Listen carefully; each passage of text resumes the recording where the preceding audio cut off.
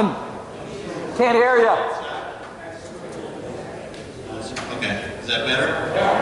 Okay. My name is Luke Nelson. I'm the vice chair of the chapter. Filling in for Bill, who's on the West Coast with his daughter's first child, his first grandchild. So he'll be out there for a little bit.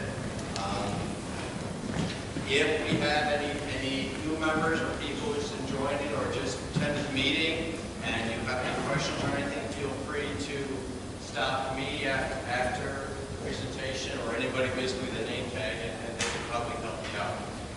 Okay. We have a few announcements that we want to make on the expo and some other things, so I'm going to just call up a couple people who are going to come and speak to you about that. And if you could, you put your cell phones on mute, that would be helpful. Charlie? Okay.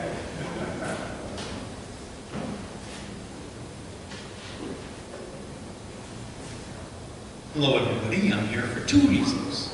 First one would be I am the waterways chair, and we just sent off to the NCN a list of about 40 panels that we're going to be doing this year. We got more coming. So the best thing to do is keep an eye on the website or contact me and I can add you to we have a waterways Google group. Just for anybody that doesn't know, we have Monday morning paddles, we have Thursday night paddles, and we typically have someplace on the weekends, all local stuff. And then we're working on trying to come up with some out-of-town stuff as well. So now, I'm here to talk about Expo. How many new people are here tonight? One person? Okay, well, on June 9th of this year, we have an event we call the Outdoor Expo. It's our 21st year. And so far it's shaping up to be a really cool event. We've got almost 40 workshops, different vendors, clubs, and organizations. And it should be a very full day. Workshops about anything from hiking to stuff like Boy Scouts. The DEC is going to have multiple sites there. We got stuff going on the beach about boats. So it's a great event. Come out. It's all free to the general public. Tell your friends about it. It's a lot of fun. With that, we also look for volunteers to help us because that's the only way we get this done. So now I'm going to hand the mic over to somebody else. I'm Carol Quinn, and I'm the coordinator for the volunteers for the Expo. So we have a planning committee that does a lot of the pre-work, but the day of the Expo, we do need help with setup and takedown, helping vendors find where they're going. We have a children's table. We always look for a couple people to help out with somebody who works there. One of our most popular tables is the survival bracelets. Just listened to, she does that, so we always need a couple people to help out there. So if you want to learn how to make a survival bracelet, that'd be a great opportunity. I'm only asking for a 2-hour commitment, and there's multiple time slots. I have a sign-up sheet here I'll pass out tonight. If you're interested, put your name down. If you're not sure and you still think you might want to sign up, I have a link on the website under the Expo. You can send me an email, and I do have a big distribution list, so I'll be sending that out. So between now and the end of May, we'll be looking for about 60 volunteers to help us the day of. So I'll send this out. If you're not sure, don't worry about it. You can have other opportunities to sign up.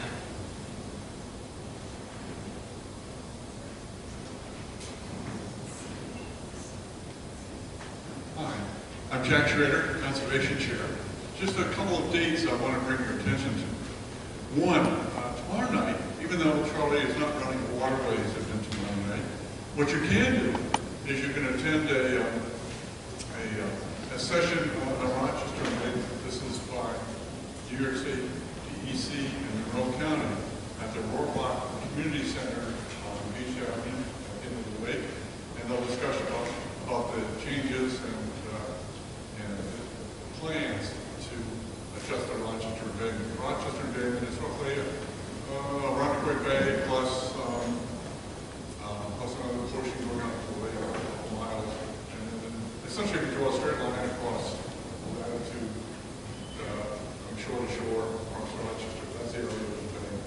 So there'll be essentially an open house where they'll have brochures and they'll have PVC and other officials to whom you can ask questions. That's tomorrow night at 5:30. The next thing is, on your calendars, mark April 28th, that's the annual, one of the annual Monroe County Pickup of Parks. We've signed up to support the efforts in Webster Park.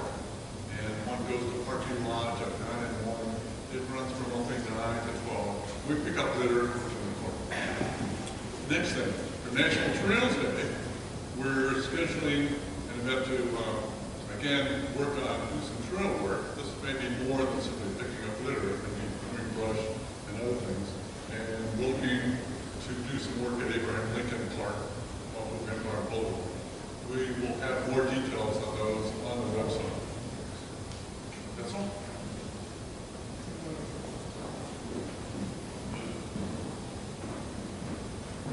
Thanks, Jack. You did a good job of warming up the crowd for me. I usually don't get up here and talk, but had an idea today, and it's about conservation.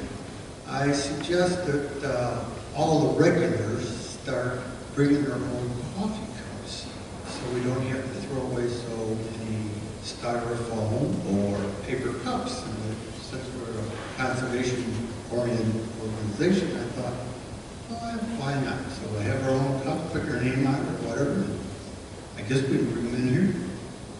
Thank you. Okay, last but not least is Jackson.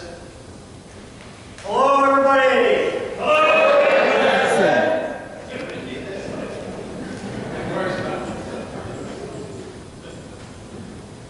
The day I need that, I will retire.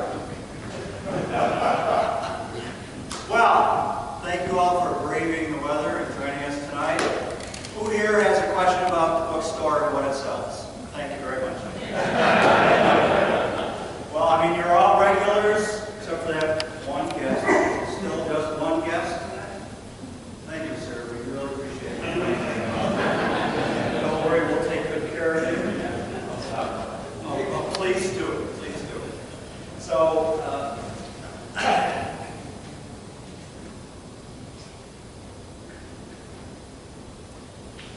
you know, this is a new title from last year, Adirondack Archangels, which deals with the Summer Steward program, and it's an outstanding book, and it's exceptionally well written, and I want to call it to your attention again, just in case you're looking for a new read, or you want to extend your knowledge of what's going on up in the High Peaks. Please stop over and check this title and any of the other ones I have over here at the bookstore table. And last but not least,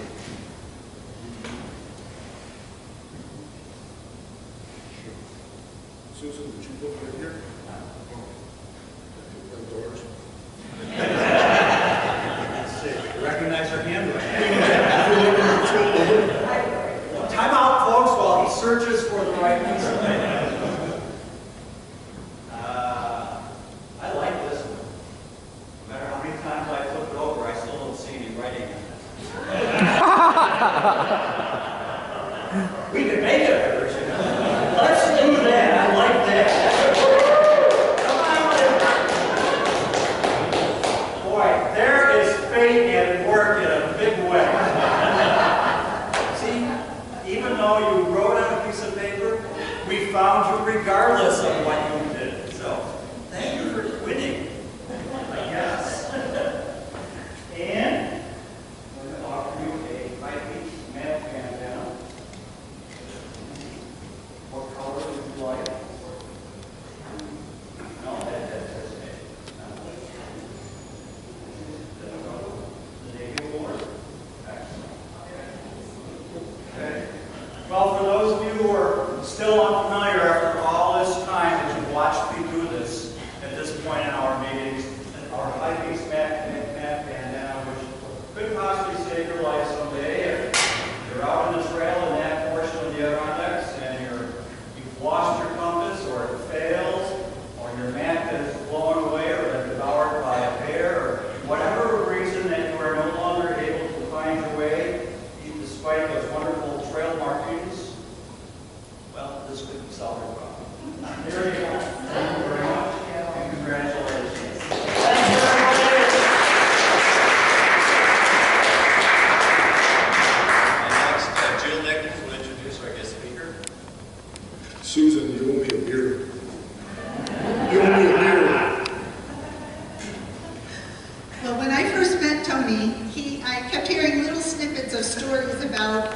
trips that he had taken. And it was a while before I learned that these were not casual bike trips. He actually started these bike trips in 1986, and at this point he has ridden 12,312 miles through 26 states over the course of 14 years. He's here to tell you how he did this in the days before smartphones and even cell phones. At that time, when he was taking these trips, he worked for Xerox, and so the one year when he started, he took all 5 weeks of his vacation at once so he could ride across the country. He's going to tell you about that, and I have to give kudos to his wife, Kitty, who supported him through all of these adventures. I said, well, you know, what did your wife have to say about you taking all these trips? And he said she always encouraged him and supported him and encouraged him to do it. Anyway, I'd like you to meet Tony Nowak, and he'll tell you about his trips. Everybody hear me all right? No? Louder? I got a big mouth. This is my favorite to tell you. Is that okay? Kitty, she took away part of my speech. Thank you. Okay, good evening. Thank you all for coming out on this beautiful, beautiful Rochester evening. I was telling somebody a week and a half ago on Wednesday it was 60 degrees. I was riding my bike. 2 days later we hit the next big snowstorm, so that's Rochester for you. I'm not a member of your club, but I've been to a couple of your meetings over the last few months, and as I suspected, the meetings are about hiking, backpacking, mountain climbing. Well, this talk's going to be a little different. It's about riding around the United States and Canada, riding really slowly on a bicycle versus going on an interstate at 70 miles an hour. It's about traveling on secondary and back roads through hundreds and hundreds of small towns and villages, through several large cities, numerous ferries, over mountain passes, hundreds of miles of prairie land, along and over too many rivers and lakes to remember, riding through the breadbasket of America, you can see as far as the eye can see, you saw crops, with the wind in my back, the wind in my side, and once in a while, unfortunately, the wind in my face, which is worse than climbing over any mountain. Through rainstorms, 100-degree heat, on safe roads, and a few times in harm's way. Before smartphones, as Jill said, just my legs, my bike, and my maps. A wing and a prayer, and an angel on my shoulder. When not camping, I stayed in the cheapest motels I could find, cheapest accommodations, eating at the cheapest places I could find, usually a greasy spoon, where I'd always meet a local and talk to them. They'd open up and talk to you for a half an hour like they were your best friend. This was probably one of the best parts of my trip, meeting all these people along the way in the diners and restaurants. On the road, I met people, bikers and people from all over the country, from all over the world, discovering firsthand what a geographically diverse country we have. There's a lot of wonderful people in this country. There was an emotional and educational experience that changed me forever. Over the years, I've ridden my bike well over 25,000 miles, 12,300 of them on these 13 trips. I rode all of these trips by myself, except with my neighbor Bob. We rode around all the Great Lakes together and up and down the St. Lawrence River to Montreal. These trips have taken me through 26 states, 2 provinces. I've slept in national, state, and local campgrounds, town squares, RV parks, a cemetery, hostels, college dorms, bed and breakfast, numerous cheap motels, some of them really sleazy. I got a couple stories about those. They were really bad.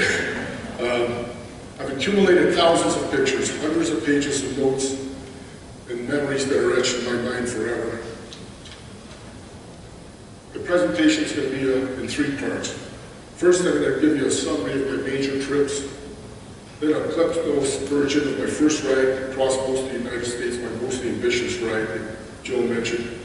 And third, some stories from the rest of my trips, which I think you'll find entertaining. As you'll notice, I took a lot of these trips years ago, but the roads I traveled, the towns I went through, hills I climbed, mountains I climbed, they're still all there, and I'm sure the people there are still the same.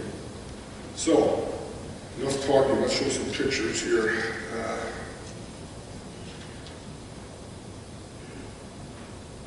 a summary of all my trips. In total 12,312 miles.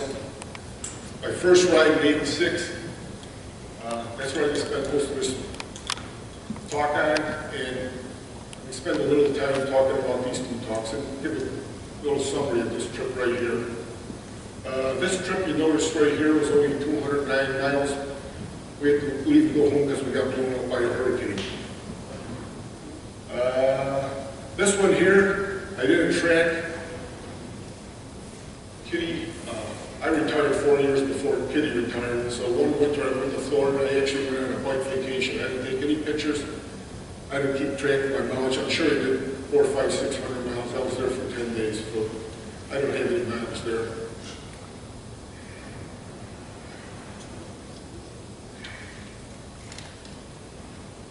All right, this is all my routes that I traveled on, trips I took through the country. My first one, like I said, I started out in Mount Vernon, Washington. It took me 5 days to get across Washington. 3 days to get across the Cascades. Three passes over 4,000 feet, 2 of them over 5,000 feet. Then less than a day to ride through Idaho. Then 8 days to ride, 740 days across Montana. I skipped going over Logan Pass in Glacier National Park, which was 6,600 feet. I'll tell you why when I get into the pictures of the trip. Then after through the northern plains of Montana, which were flat as a pancake for 500 miles, until I got to Williston, North Dakota.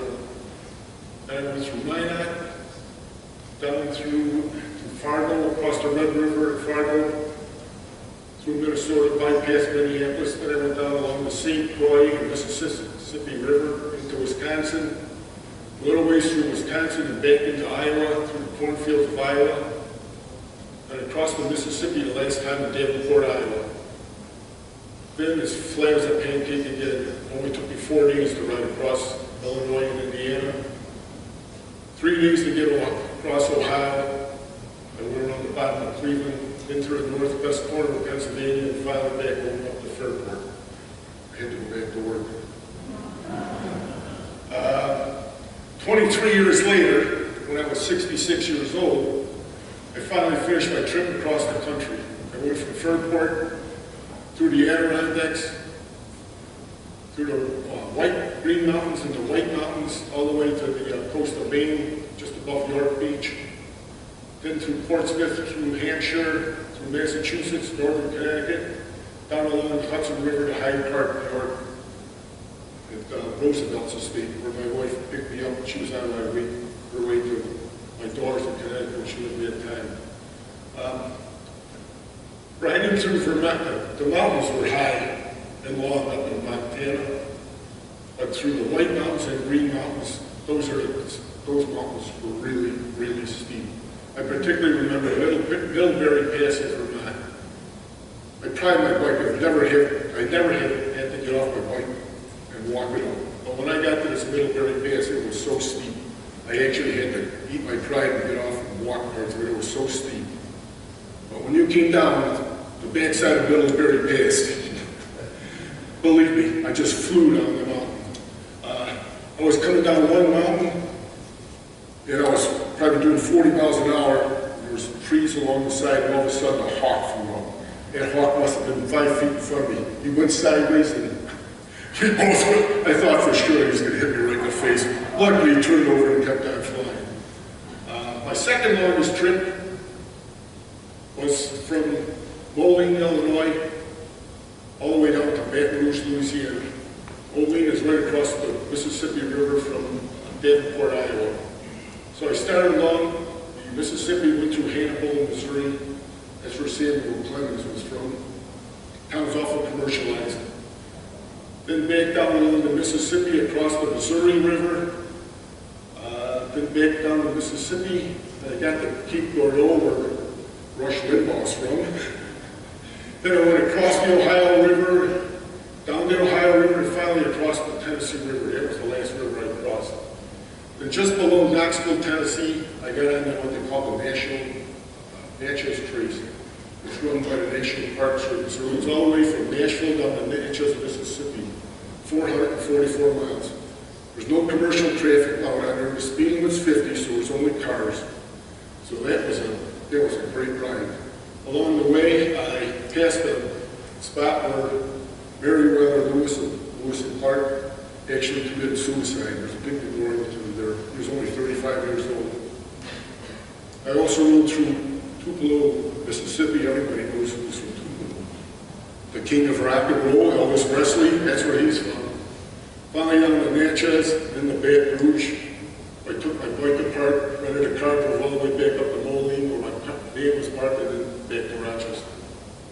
So that's a summary of the 3 big trips. So now I'm going to concentrate on this, my big trip across the country. If you got any questions, you can ask me after we're done. Or I'm done.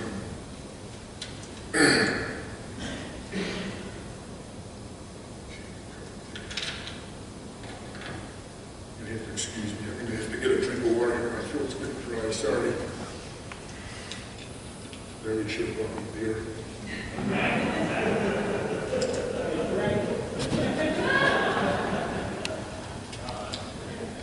Okay. 3,469 miles in 37 days. You do some quick math, it's averaging 94 miles a day. 11 days I did over 100 miles. 2 days I did 125. 2 days over 130. 1 day I did 150. When I get to, I easily could have did 200 miles that day if the conditions were different. In retrospect, it was a killer pace. I was naive. I was an idiot. I had only 39 days because Jill said I was working at Xerox. I had 1 day to fly out, 37 days to get back to Fort Worth, 1 day the rest to go back to work. So, I packed up my bike in a special box I bought. I flew to Chicago, where I had to transfer. In Chicago, my flight got, as usual, delayed an hour and a half. But luckily, I saw my bike loaded onto the plane. Then I flew to Seattle Tacoma Airport, and unpacked my bike and put it in a rental car and drove 60 miles to Everett, Washington. Then I put my bike together and rode 43 miles to Mount Vernon. Now, when I rode to Mount Vernon, it was cold and rainy and it was getting dark.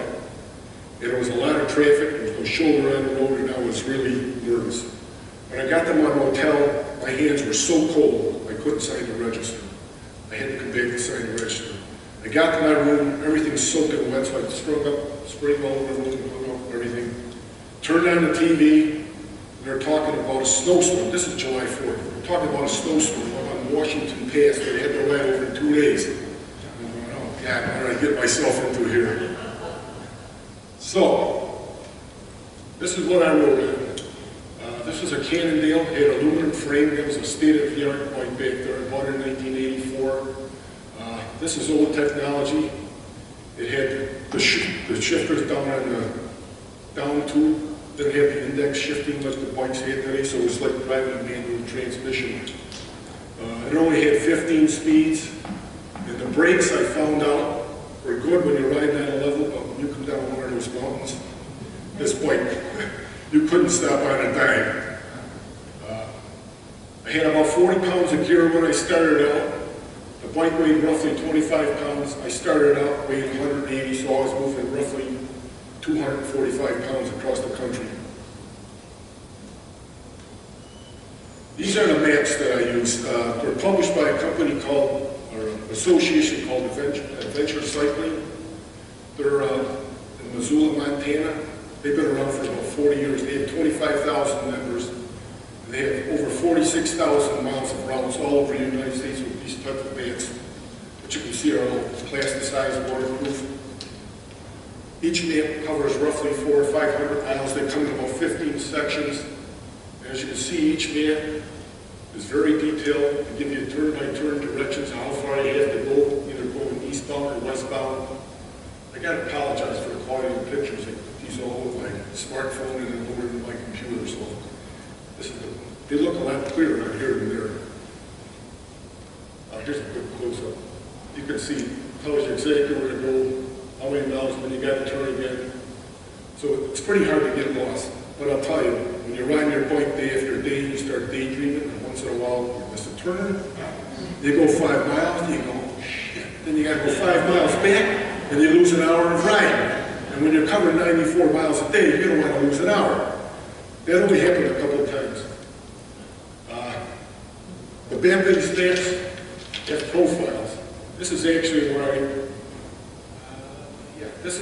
I started riding, right about here, along the Skagit River for about 60 miles. But you know what, I got this town New Haven. You can see what happens then. Just like that. I'll talk about that in detail when I go through here. And these are the rest of the peaks, the pass that I had to climb through Washington before I finally moved in Idaho. So like I was saying, just before the Cascades, I came to this town called New Haven. And you can see the northern Cascades right in front of you there. Up to there it was fairly flat along this river. Yeah. I don't need any more anyway. I'm just screwing you up here, sorry. So this is my first peak at the mountains that I would have to climb over for the next 3 days. You can see the snow up there. Just outside of New Haven, I came to this tunnel. Now, Tom Dinsey told me he rode through this tunnel, so he knows what I'm talking about. As you can see, it's all stone. It's not lined with concrete. It's just carved out of the rock. And there's no lights in it, just reflectors along the side and the light at the end of the tunnel. So I'm riding my bike right in the middle. There's no traffic coming from either way. I got almost to the end of the tunnel, maybe from here to that curtain. Thank God a car came up from behind me. Because when the light came up, about 7 or 8, 10 feet in front of me was a big boulder laying right in the middle of the road. If I was climbing straight for it, if that car didn't come, might have been the end of my bike trip right then. That's when I knew I had an angel on my shoulder. Here I am riding up Washington Pass. 31 miles, took me 6 hours to reach the top. By the time I reached the top, my shoulders, my neck, my legs, every part of my body was aching. I thought I was in really good shape before this riding. The previous winter I took aerobics class and I had ridden 3 months before I took this trip, so I thought I was in good shape, but I found out I never rode anything like this before. They didn't have grade signs. When I got into Vermont and New Hampshire, some of them were like 13%, which was really steep, 7%, 6%. They didn't have any grade. They were long, but they were not as steep as the mountains in the east. They were just a lot longer. Here's the top of Washington Pass. Remember I told you about the snowstorm? Look at the size of the car, look at the size of the snowbanks. This is on July 5th. There was a lot of snow up there. Now when you go up these mountains, it takes you hours to get to the top. But when you go down, just like that, you get to the bottom, and it gets scary. Because you're on a bike that you can't stop really fast. If you get a flat tire, an animal runs in front of you, which I had, or you get a pothole. So I found out if I stood up, pump my brakes, and keep it to under 30 miles an hour. But once in a while, you put your head down, say the hell with it, and reach 40, 50 miles an hour, just like that. After a while, you just let it wait. Something's going to happen, it's going to happen. My second night of camping, I met this gentleman, Dave Myers. He was a freelance reporter that worked for the Boston Globe and the Miami Herald. He had just come back from Costa Rica for 3 years. This is in 1986. This is when the Iran-Contra affair was going on with Reagan, so he told me a lot about that. But anyways, he had ridden his bicycle twice across the country already. His eventual goal was to ride his bike around the world. Now, when you're riding through the Cascades, the western side and most of the mountains are real green. When the moisture-laden winds come off the Pacific and they hit the western side of the mountains, they dump all that rain to go up. And on the lee side of the mountain, in a lot of cases like this, they get up, in some cases, only 12 inches of rain a year. This is at the other side of the passes. It's dry, 90 degrees all through this area. I rode one day. This is my third climb up Kona Pass. It was about 90 degrees that day. 25 miles in 4 hours. It got so hot I actually took my shirt off it. I was sweltering. Now, there was supposed to be a restaurant on top of the mountain that was open. This was on a Sunday. At this point, I was stupid and I had a lot of food with me. I got to the top at 5 o'clock and the restaurant's closed. So on the top of this pass, I'd ridden a lot of miles that day. So all I had with me was a can of peaches and 2 loaves of bread. So I spent that evening on top of this mountain pass with a can of peaches and 2 loaves of bread. So needless to say, the next morning I got up 3:30 in the morning. I was wet, cold, hungry, really hungry. So I rode down this mountain pass. The only time I ever did, I started out at 4:45 in the morning. I rode down in the dark. Luckily the moon was out, I had some light. There were no cars, and it was cold. So I got to this restaurant, Republic. Again, my hands checked. I was just frozen. I couldn't move my hands. Got to this restaurant at 5 o'clock in the morning, and found out they didn't open until 6, so I had to sit there for an hour to wait for the restaurant to open. This was my last pass through Washington, Sherman Pass. That was my 5th pass. By that time, my legs were in good shape. I had no problem getting to the top. That's the highest all-weather pass in the state of Washington.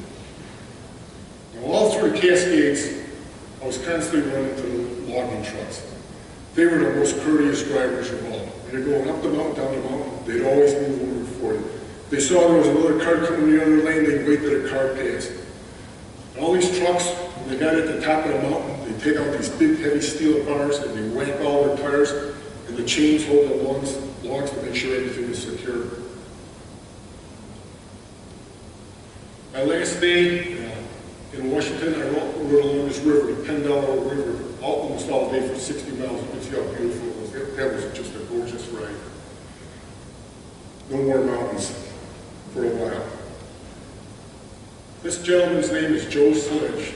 Camped with him in Priest River, Idaho. It was run by the Army Corps of Engineers. Joe was on his way riding from Albuquerque, New Mexico to Skagit, Alaska, 4,500 miles. The year before, he had ridden his bike all around the United States for a whole year.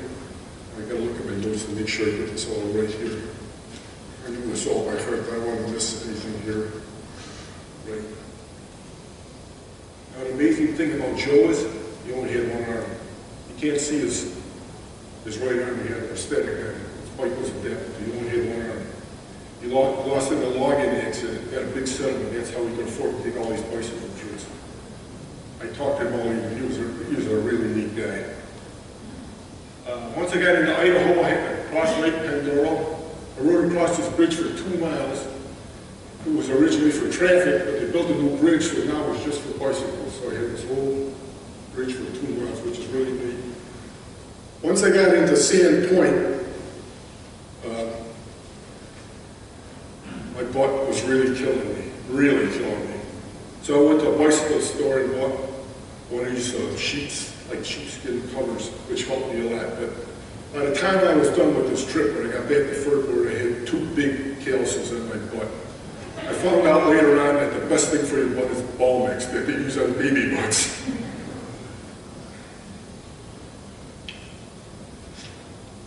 This was my mission control. This is what I was constantly looking at through my ride. Anybody that rides without a rearview mirror in my mind is crazy, because you gotta know what's coming from behind you. And I always had a helmet on.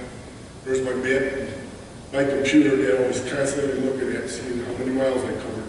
When you look at the map, you have to go so many miles before you hit the turn, so I kept on keeping track of my miles, so I knew I had a turn coming up.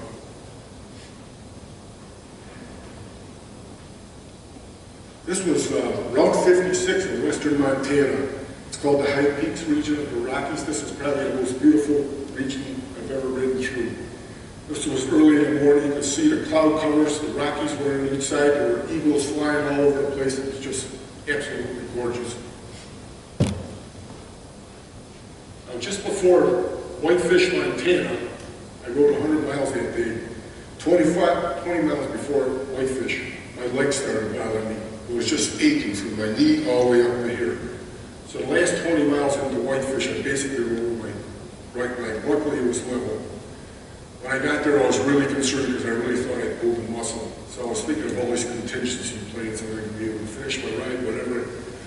I bought some aspirin, went to bed that night, didn't sleep well. Didn't start riding until 1 o'clock the next afternoon. So someone told me I was on Route 2, most of this trip through Washington and Montana was Route 2. They said there was a lot of construction on Route 2, giving me to take a shortcut. Well, he didn't tell me the shortcut was all dirt roads. And then it started raining, pouring rain. By the time I got back to Route 2, I could hardly pedal my bike because it was just all full of mud. Luckily, I came to a motel with a hose and cleaned it all off. I started riding again. I met this girl named Beth. She was from Utica. She was leading a group of 10 kids with another chaperone. She got separated and was lost, so I got her straightened out. Hopefully she caught up to them. She was covered with mud also. You can see her showing me the mud all over her. So once I started riding on a Whitefish, I was really leery about my leg. My next big climb would have been going up to Glacier National Park, up to going up the Southern Highway over Logan Pass, which is 6,600 feet. I said to myself, there's no way I'm taking a chance on my leg. So I skirted around the bottom of Glacier National Park.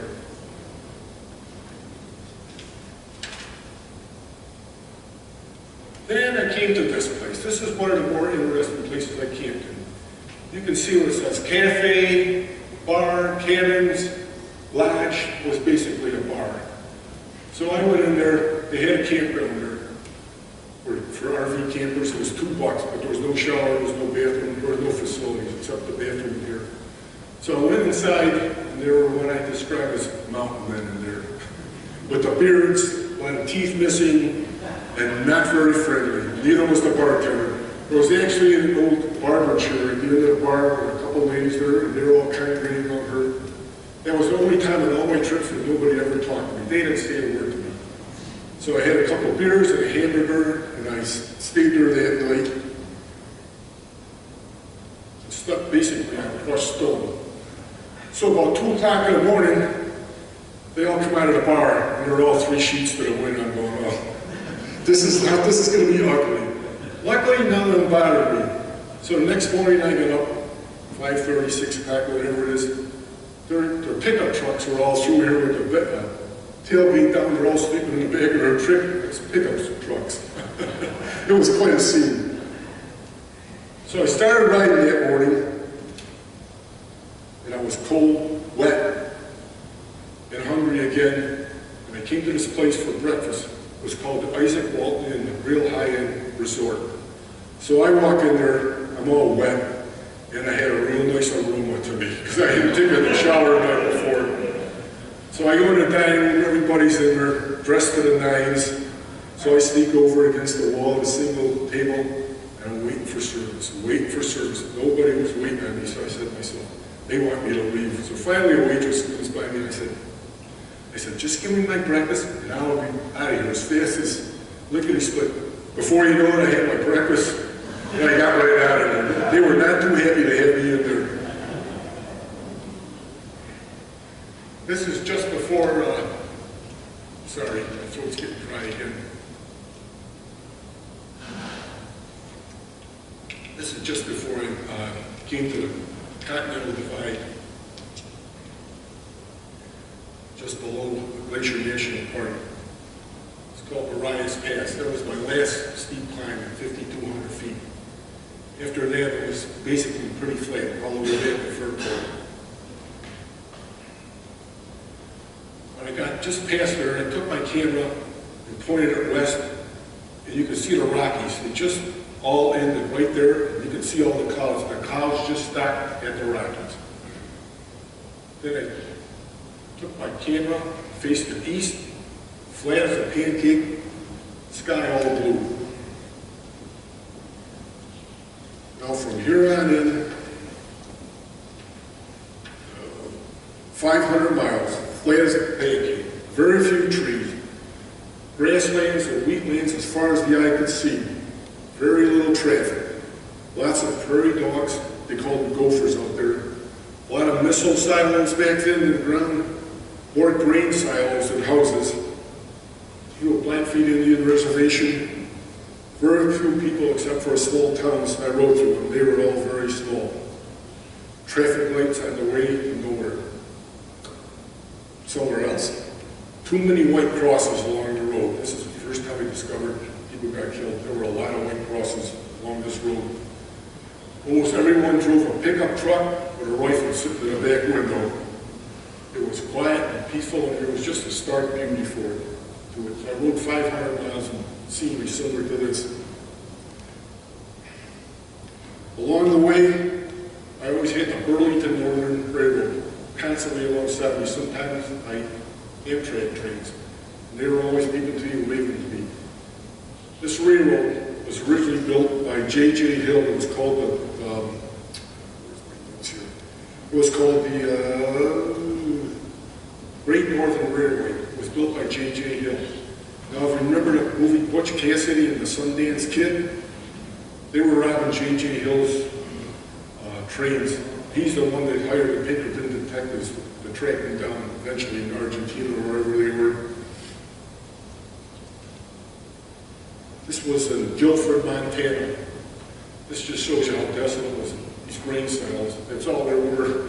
There was definitely more grain silos. There were 2 or 3 houses in this town. The towns through here were all small, 200-300 people.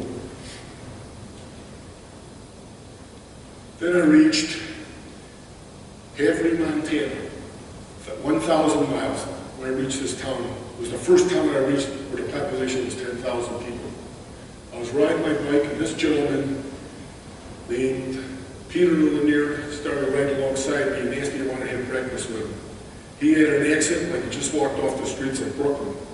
I said, "What are you doing out here?" Well, he was a social worker on one of the Indian reservations, and his wife was a social worker.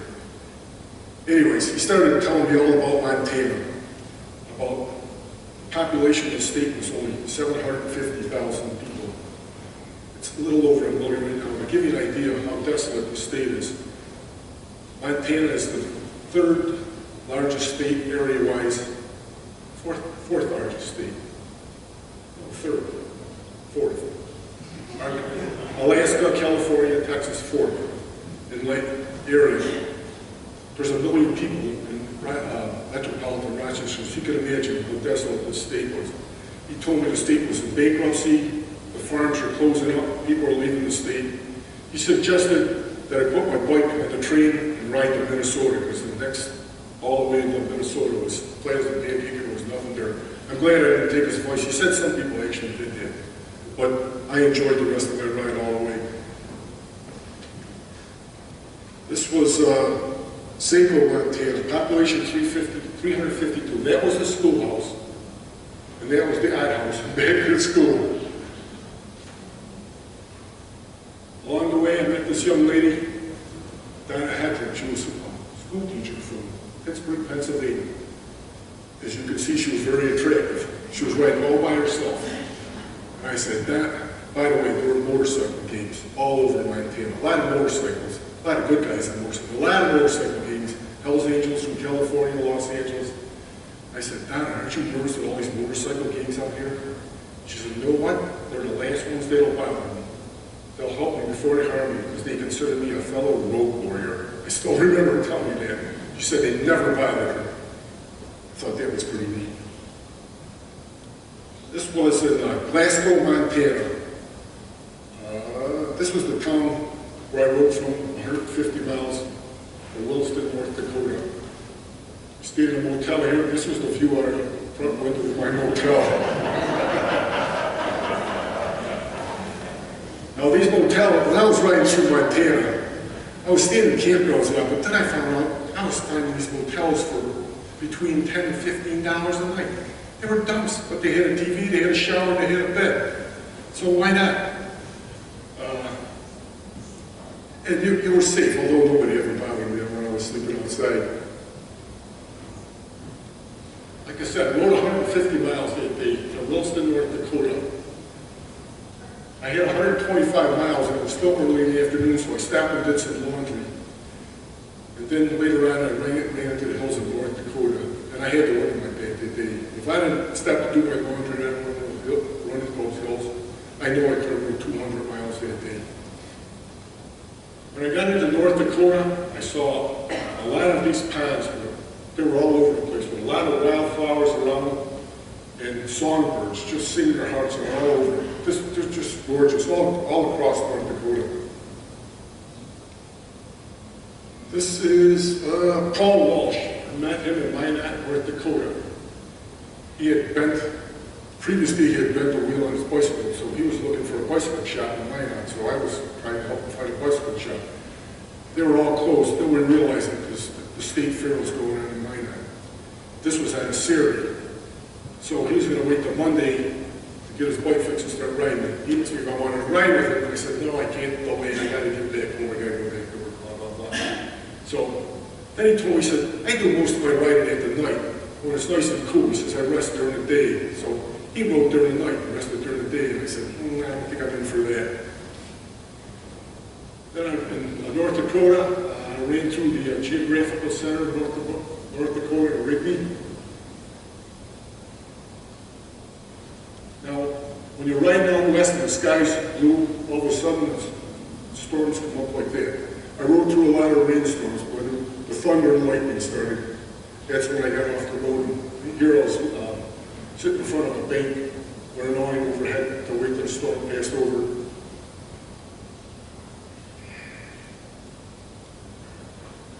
These are the wheat fields. They're past wheat fields as far as the eye could see.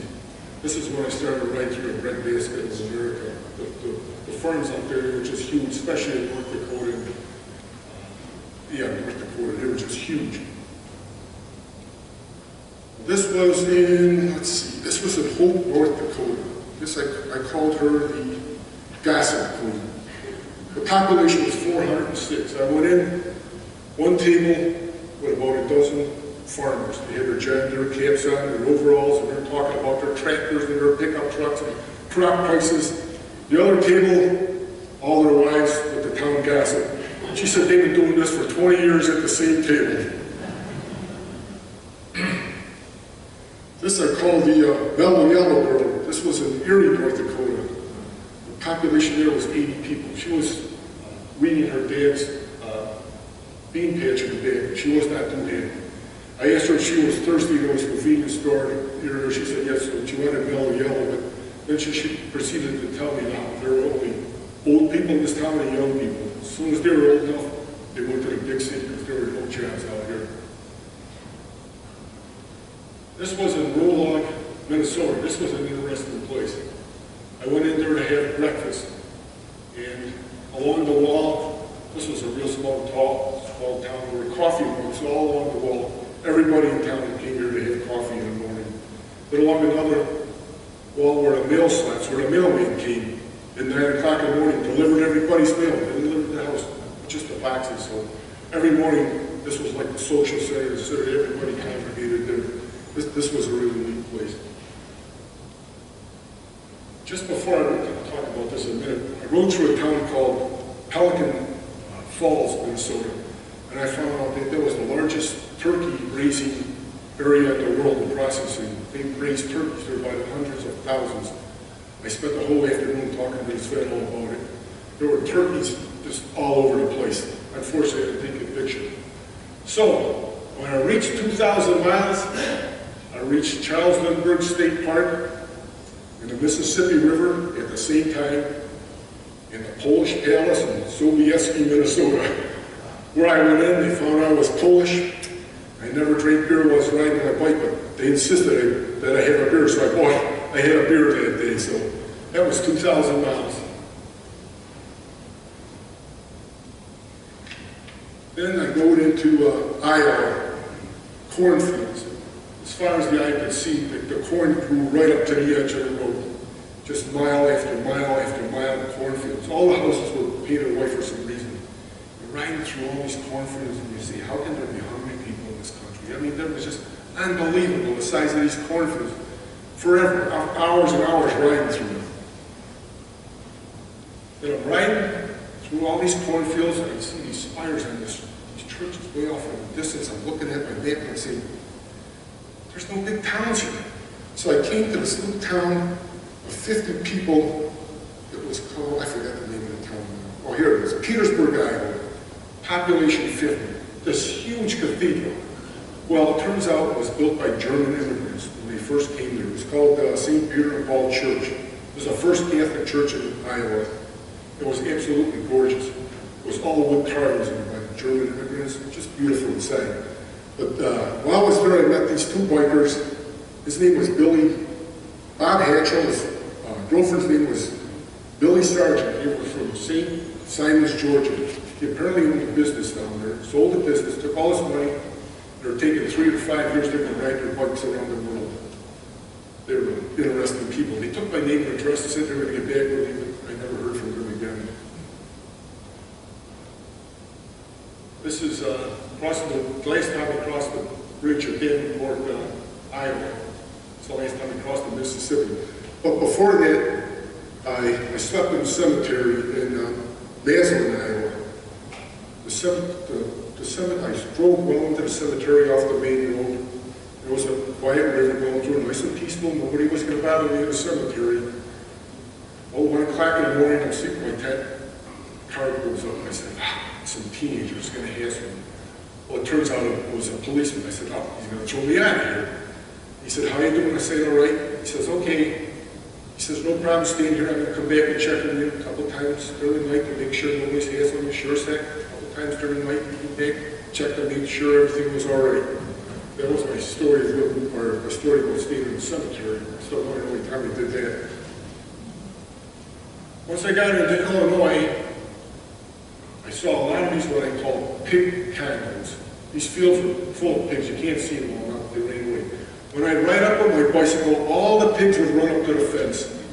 As soon as I took my camera out, take my picture, they'd start squealing and they all ran away. There were these pig, what I call pig condos, these corrugated sheet metal, all through Illinois. There was also a lot of road construction when I went through Illinois and Indiana. A lot of little creeks crossing the road where you had to fix the bridge. So I came to one of these bridges. The bridge is out. And the guy said to me, walk down the side there, cross over the little creek. There's an electric fence there, but the fence is turned off. Don't worry about it. So I walked my bike across there, lifted my bike, and I got all this weight now. Leaned up against the fence. Well, you know, the electricity was on the fence. So I got shocked real good. So I had to take all this stuff off my bike, put it underneath the fence. Then I could lift my bike over and put it against the fence post. I got on my belly and crawled underneath the fence. I got to the other guy, and the guy said, oh yeah, they must have turned it back on, I forgot. Then a little further down the road, later on, they're putting these railroad tracks in. This big dude right here on the right, I wanted to pick my bike across the tracks. He said, didn't you notice the detour sign back there? He said, you know, you should be like the cars, take the detour and go around here. I said, I'm on a bike. So I wasn't going to argue with these guys. So I started to turn around to go back to the detour and go around. They all started laughing. He come back here, he says, come on, I see it down, we give you some water. He actually picked my bike, took it across the tracks. They just wanted to answer me. Nice bunch of guys.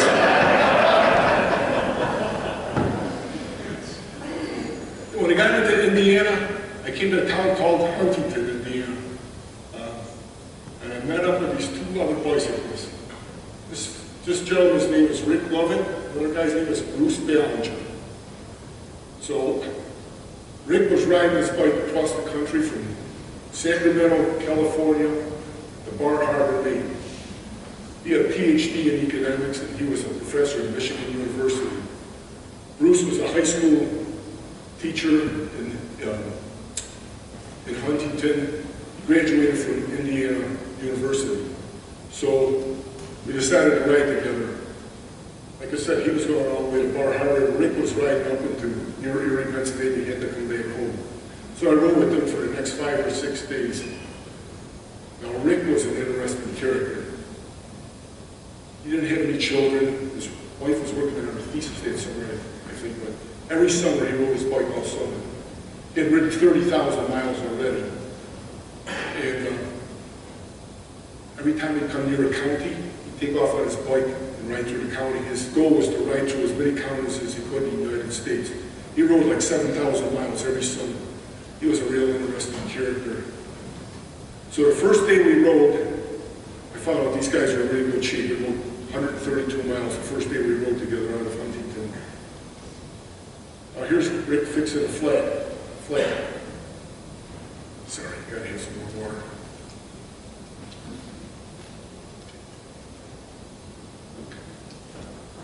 A lot of people ask me, how many flats did you have taking all these trips? 3 flats. 12,300 miles, only 3 flats. One in Indiana riding across the country, and 2 of them we rode around Lake Huron, and that was it. And I had very few brake breakdowns, mechanical problems with my bike. One time I was riding on a Natchez Trace and my chain started to come apart. Luckily I had some extra links and pins and I put my chain back together. One time around Lake Huron, my front derailleur broke. Luckily I found a bike shop to replace my front derailleur. Other than that, I never had a problem with my bikes either. I was really lucky. This is the 3 of us splitting up, and actually it was in Corey, Pennsylvania. Bruce headed back to Huntington, and Rick rode with me to Portageville. We parted ways, and he went to Bar Harbor, and I went back to Fairport. So, if you remember when I showed you my all the trips I took, you noticed there was a 10-year gap between riding across the country and my next ride. We rode around all the Great Lakes. Well, 5 years after this first trip, my older daughter was living in New York City, and she bought me this book for Christmas. I looked at it, and I saw the author, and I said, I know this guy. Ran upstairs and got my notes. I took a lot of notes on this trip. I said, this is the guy I rode part of the way across the country with. So I started scanning through the book, got to chapter 10, called chapter 10, White Line Fever. That's where the title of my talk comes from. The reason he said I had white line fever is because Rick was not on a schedule. He had all summer. Didn't wear a watch. Got up in the morning whenever he wanted to start riding, whereas I was up 4 or 5 o'clock at the break of dawn riding every day. And he stopped whenever he wanted. He was not on a schedule, but I was. I had to get home. He called me Alan. He described me as a tall, lanky engineer from upstate New York with 2 daughters. But I was in 4 chapters of his book.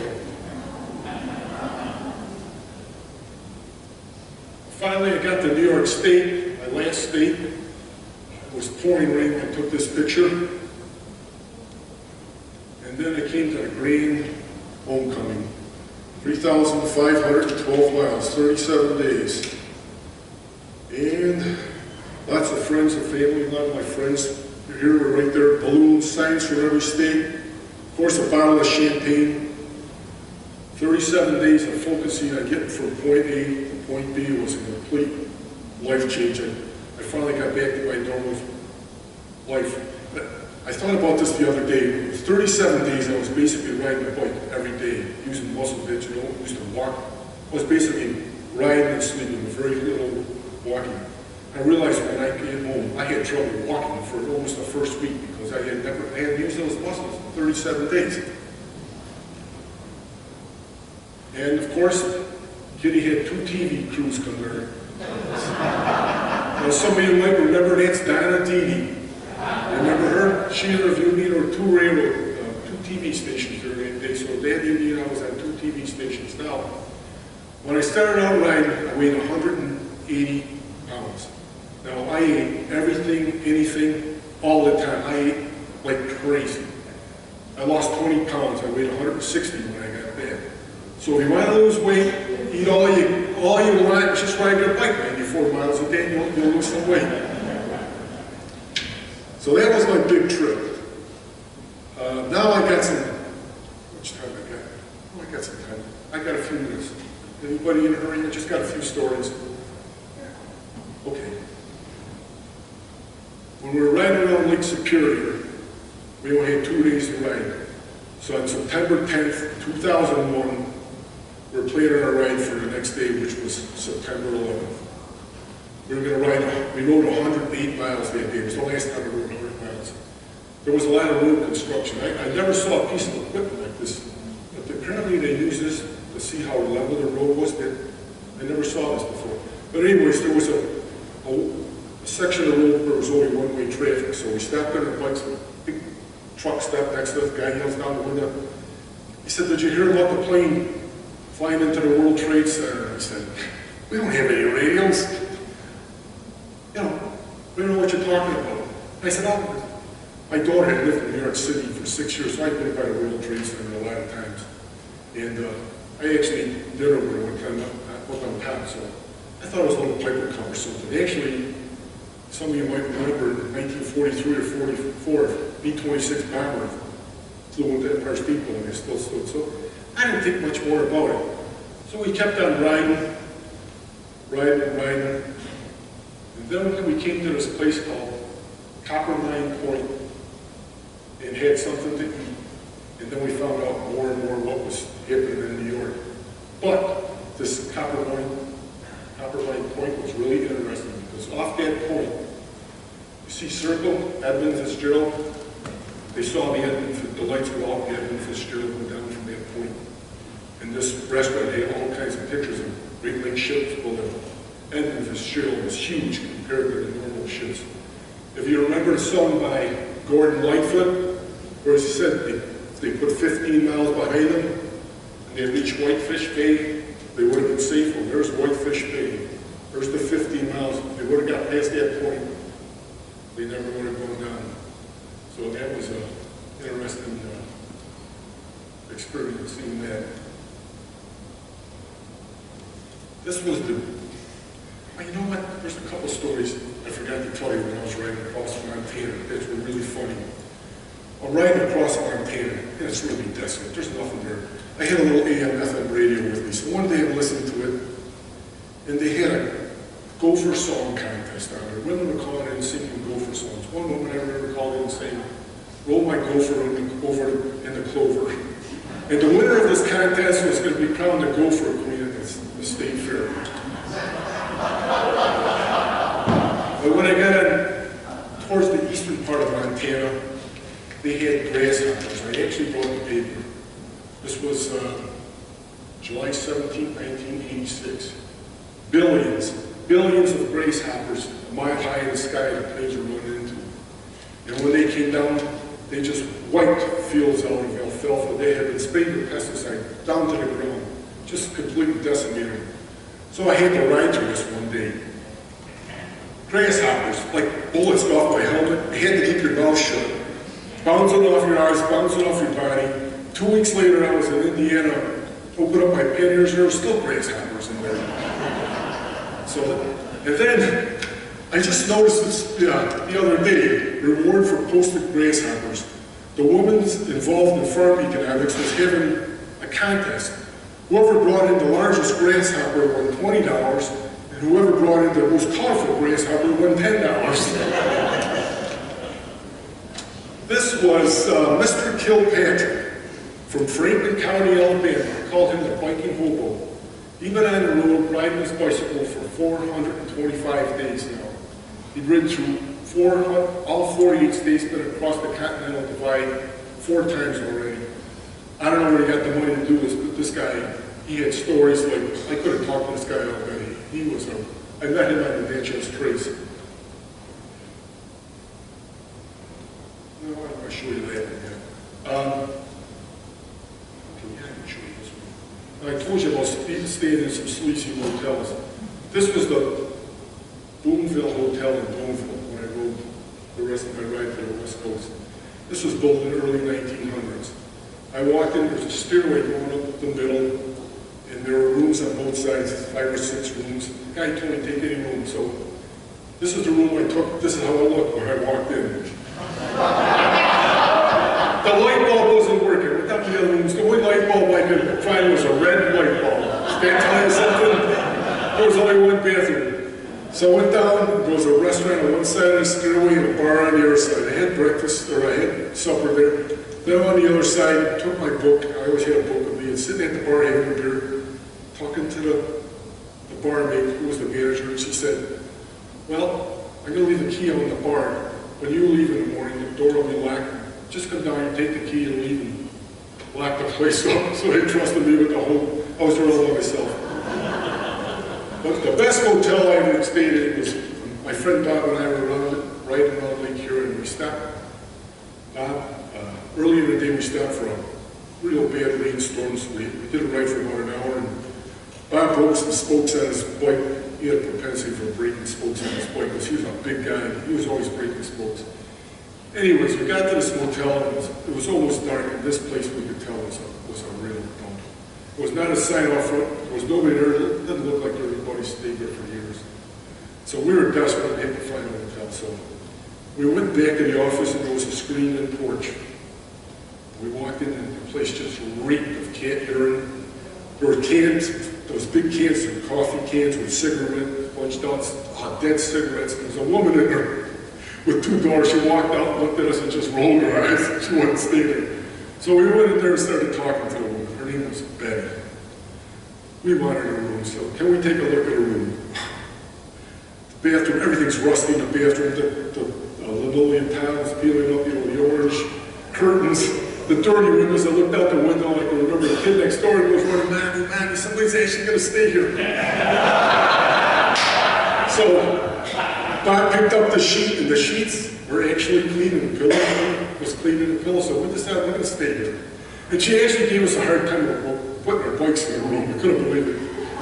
So we couldn't get rid of her. This woman was probably in her late 70s, early 80s. And she's talking. We couldn't get rid of her. Then she starts talking, and she said, well, she was from Tennessee originally. Her husband and her had built this about 15 years ago. Her husband passed away. And she said, oh, my old boyfriends come up from Tennessee once in a year, and I get really upset when they start cleaning the fish in the room. And then she says, but they bring up the Jack Daniels, and we start doing the dirty boogie, and we're going, la, la, la, la, we don't want to hear this. So we didn't sleep well at night, because we were afraid we were going to get a knock on the door in the middle of the night. So as soon as the sun came out, we hightailed it out of that place. Now, when we were riding around Lake Michigan, everybody's heard about the Chicago fire. Everybody heard of the Chicago fire. Well, that same night, in this town, they had the greatest forest fire that we decided to bring in history. 800 people, the town was only 1,700 people, 800 people lost their lives in that town. 350 of them in a mass grave. A lot of people don't know about it because it took the same night as the Chicago fire. That was one of the more interesting places. We actually went through this town.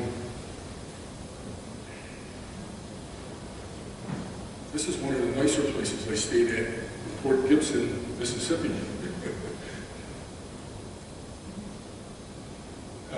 I reached York Beach in Maine.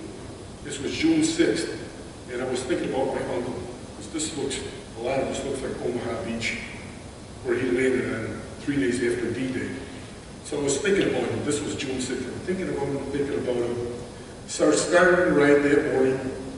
Come around. I was looking for a restaurant, and I went by a hedgerow, looked back, and there was a young girl sitting back there, sitting on the doorstep. Started talking to her. She told me there was a restaurant. I said to her, where are you from? She said, Normandy. It's like, whoa.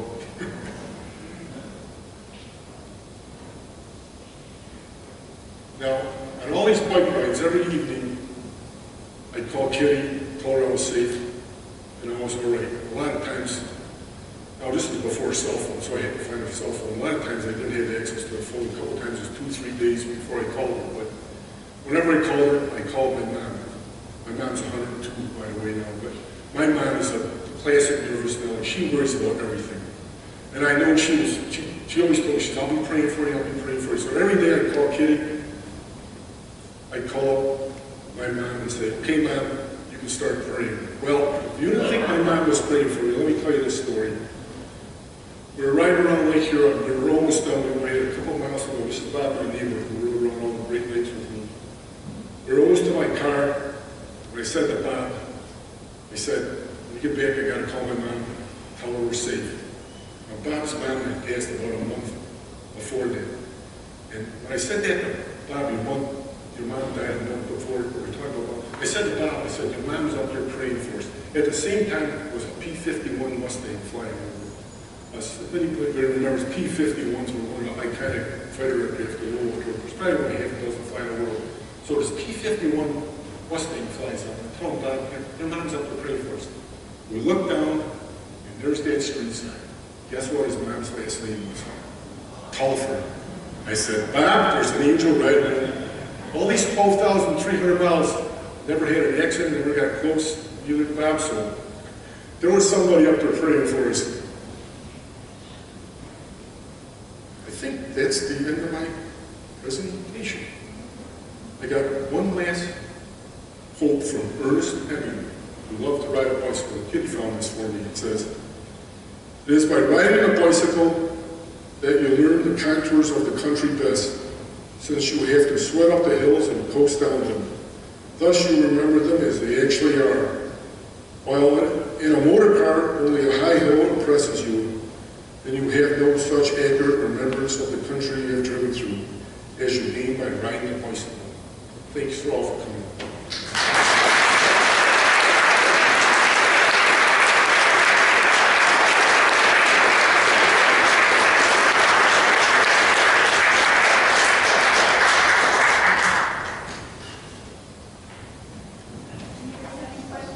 Oh yeah, got any questions? I could sit up here all night and tell you stories, believe me. This is just one trip. Go ahead. Tony, did you ever take any short excursions while you were out? That is, see a sign that says there's a snake zoo or something, 5 miles down the road? Only when I got off my route. No, not really. Not that I can remember. It wouldn't be surprising if I did. But I was on the Natchez Trace. I got off it quite a few times, but nothing that sticks out in my mind right now. Well, that first trip. That trip I averaged 94 miles a day, which is crazy. After that, all the rest of my trips I averaged between 60 and 70. The most we ever did, other than that, was around Lake Michigan, was 77. All the Great Lakes were flat, except the north shore of Lake Superior, which was really hilly, high bluffs. It was absolutely gorgeous. And the Great Lakes are what we rode around. All the rest of my rides, I rode to very few big cities, but when we rode around the Great Lakes, we rode through, let's see, we rode through Buffalo, through Erie, through Cleveland, through Gary, Indiana, we rode through Chicago, we rode through Milwaukee, we rode through Duluth, Montreal, and Toronto. We rode through a lot of big cities when we were those rides. We never had any problems riding through those cities, never. Even through Chicago. We were really lucky.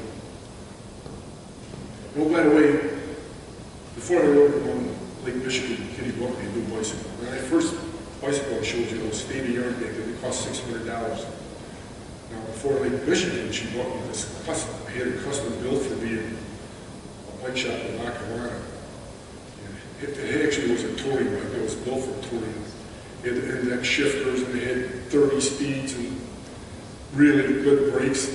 It was a really expensive bike, but that was like driving a Lexus compared to a bicycle or a tricycle.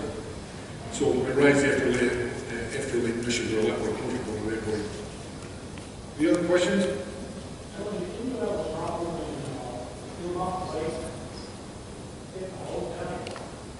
No, I was telling Jill when I stayed in Blue Mountain Lake, I stayed in this bed and breakfast. It's a big old building built in the early 1900s. This young lady was there, and I was the only one there had to learn the place, started talking to her. It turns out her sister taught with Kitty in Penfield. Yeah, I stayed there one night. Yeah, that was when I stayed in Blue Mountain Lake. Any other questions?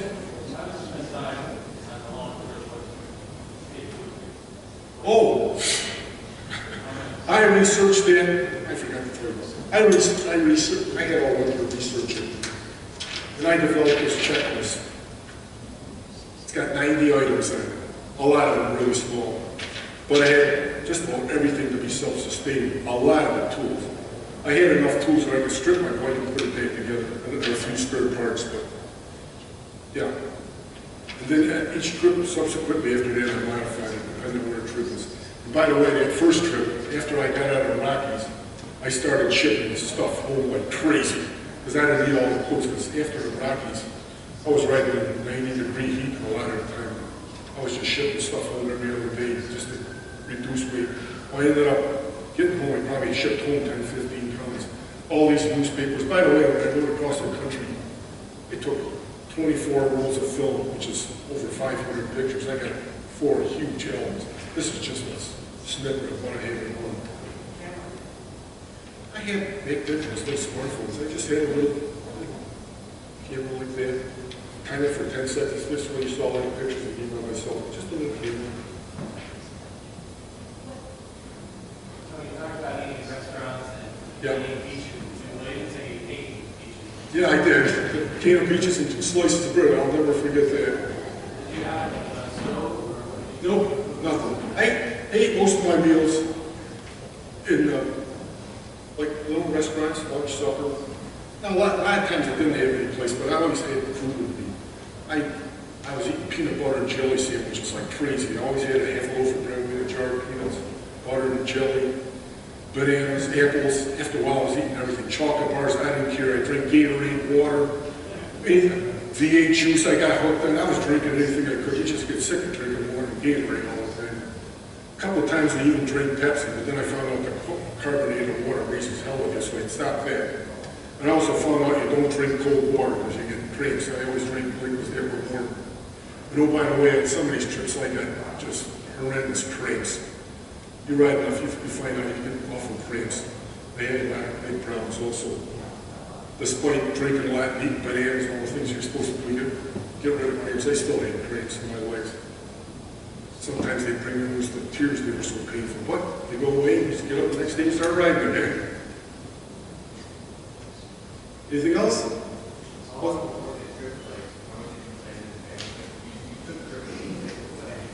Oh, I planned for that for about 9 months.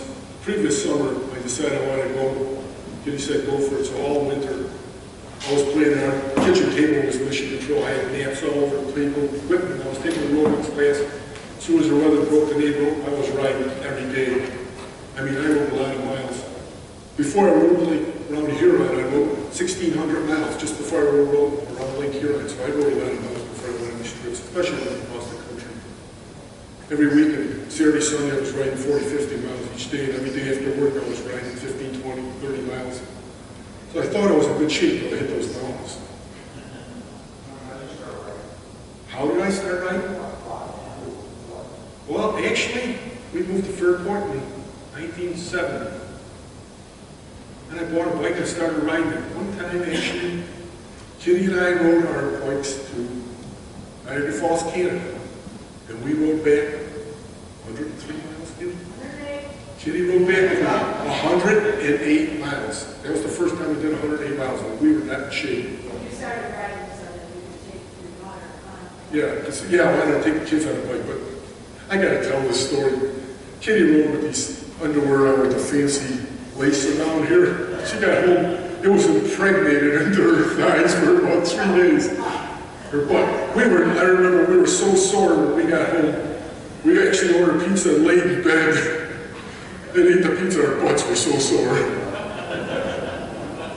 You think it's funny, but your butt really gets hurt when you're on a bicycle all day riding 100 miles.